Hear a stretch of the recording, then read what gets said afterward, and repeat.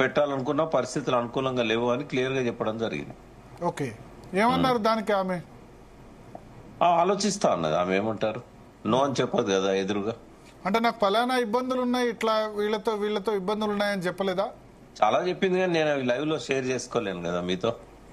నిన్న అన్నారు పర్సనల్ గా నేను అందరు కాకుండా సింగిల్ గా ఇస్తాను, సింగిల్ గా మాట్లాడతాను. అందుకని మీరు ఇప్పుడు సింగిల్ గానే ఉన్నారు అనుకోండి మిగతా వాళ్ళతో. లే అట్లా కాదు, నేను ఎందుకు సింగిల్ గా అన్నా అంటే ఈ మాట్లాడుతుంటే అడ్డుదలుగుతారు.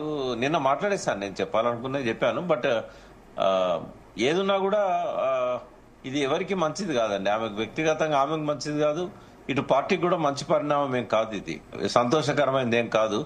రాత్రి నేను ఆమె ఇంటర్వ్యూ కూడా ఇవాళ మార్నింగ్ చూస్తాను. అర్నబ్ గోస్వామితో మాట్లాడినప్పుడు కూడా ఆమె నిన్న మార్నింగ్ నుంచి ఆమె ముఖంలో నవ్వు మాయమైపోయింది 2 రోజుల నుంచి.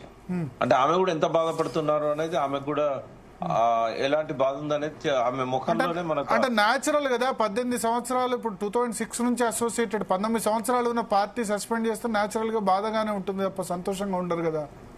ఒకసారి మనం కవిత కోణంలో చూసినప్పుడు ఆమె కాంట్రిబ్యూషన్ ఎవరు కాదని లేరండి. ఎందుకంటే బతుకమ్మ ద్వారా మహిళల్లోకి తెలంగాణ వాదాన్ని తీసుకుపోవడంలో ఆమె కొంత సఫలీకృతం అయినారు.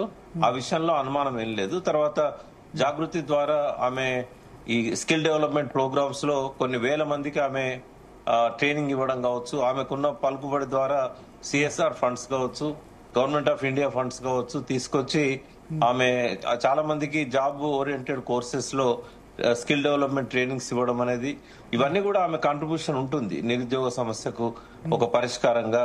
తర్వాత చాలా ఇష్యూస్ మీద ఆమె ఫైట్ చేయడము, అంబేద్కర్ స్టాచ్యూని అసెంబ్లీలో పెట్టేయడం, తర్వాత జ్యోతిరావు పూలే విగ్రహం గురించి ఆమె బీసీలతో కలిసి పనిచేయడము, విమెన్ బిల్లు గురించి జంతర్ మంతర్ దగ్గర ఆమె నిర్వహించిన ప్రదర్శన కావచ్చు.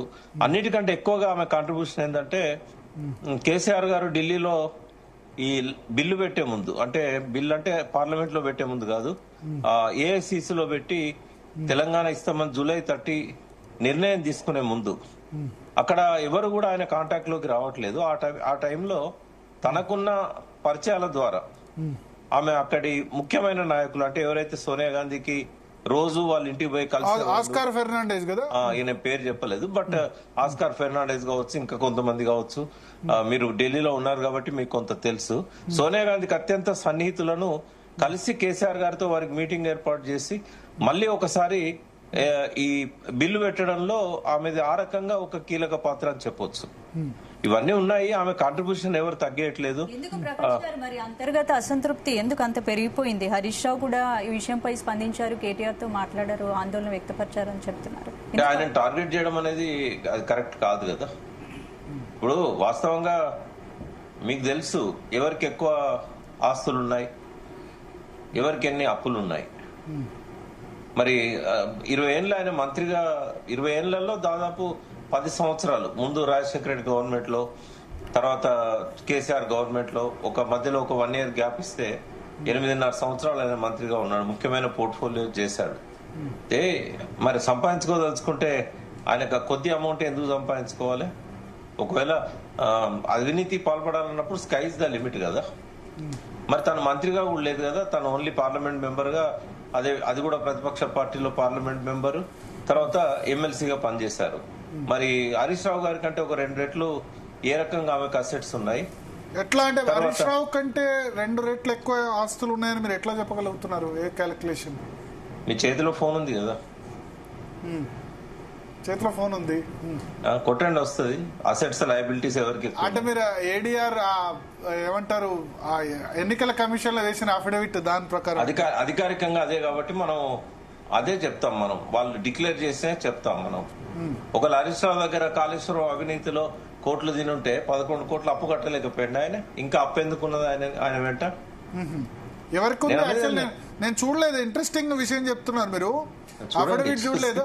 అఫిడవిట్ 11 కోట్ల అప్పు ఎవరికి కట్టాలి? హరీష్ రావు ఎవరికి కట్టాలనేది కాదు, ఆయనకున్న లైబిలిటీస్. అది 11 కోట్ల అప్పు ఉంది. ఆస్తి కంటే అప్పులు అందరికి ఉన్నాయండి. కేసీఆర్ గారికి ఉంది, కేటీఆర్ కు ఉన్నాయి, హరీష్ రావుకు ఉన్నాయి, కవిత గారికి ఉన్నాయి. కానీ అసెట్స్ లో చూసినప్పుడు హరీష్ రావు గారి కంటే కవిత గారికి చాలా ఎక్కువ ఉన్నాయి. అయితే నేను కూడా దీన్నేమి అవినీతి అనట్లేదు. కవిత గారు సంపాదించుకున్నా, వీళ్ళు సంపాదించుకున్నా, వాళ్ళకున్న బిజినెసెస్ వాళ్ళు చూపెట్టుకుంటారు. ఐటీ రిటర్న్స్ సబ్మిట్ చేసినప్పుడు ఈ ఆదాయాన్ని వాళ్ళు వైట్ మనీగా చూపెట్టుకుంటారు. కాబట్టి అసెట్స్